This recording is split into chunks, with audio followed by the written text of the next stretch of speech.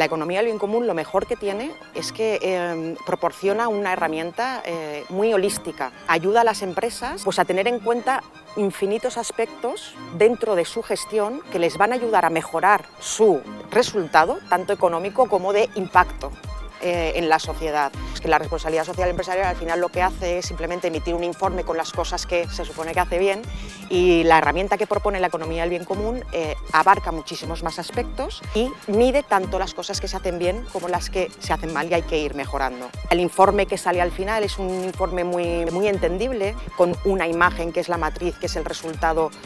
Puede tener una idea de cómo está funcionando esta empresa respecto a sus trabajadores, cómo trata a los proveedores, si tiene en cuenta el entorno en el que está, etcétera, etcétera.